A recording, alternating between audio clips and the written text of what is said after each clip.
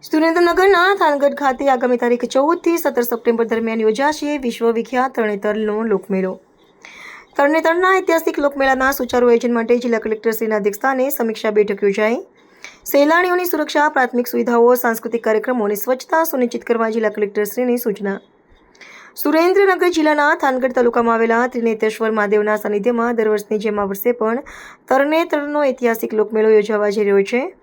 આગામી ભાદરવા સુદ 30થી 6 એટલે કે 14થી 17 સપ્ટેમ્બર 2026 દરમિયાન યોજાનારા મેળાના સુચારુ આયોજન અને વ્યવસ્થાપન માટે તરણેતર ખાતે જિલ્લા કલેક્ટર શ્રી G.H. સોલંકીના અધ્યક્ષસ્થાને સમીક્ષા બેઠકનું આયોજન કરવામાં આવ્યું હતું.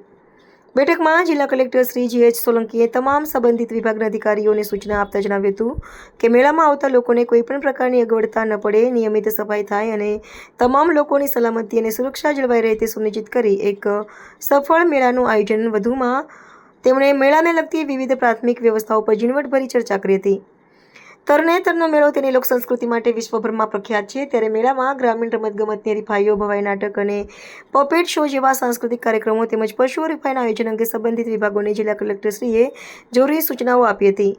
મીટિંગ પૂર્ણ થયા બાદ જિલ્લા કલેક્ટરશ્રી સહિત મહાનુભાવોએ ગ્રામીણ ઓલિમ્પિક મેદાન, પશુ હરીફાઈ મેદાન, સાંસ્કૃતિક કાર્યક્રમ સ્થળ અને હેલીપેડ સહિતની જગ્યાઓની રૂબરૂ મુલાકાત લીધી હતી. આ બેઠકમાં જિલ્લા વિકાસ અધિકારી શ્રી K.S. યાજ્ઞિક, જિલ્લા પોલીસ અધિક્ષક શ્રી પ્રેમસુખ ડેલુ, નિવાસી અધિક કલેક્ટર શ્રી V.D. સાકરિયા, જિલ્લા ગ્રામ વિકાસ એજન્સી નિયામક શ્રી ભાવેશ દવે, ચોચીલા પ્રાંત અધિકારી શ્રી H.D. મકવાણા સહિત સંબંધિત વિભાગોના અધિકારીશ્રીઓ, કર્મચારીશ્રીઓ ઉપસ્થિત રહ્યા હતા.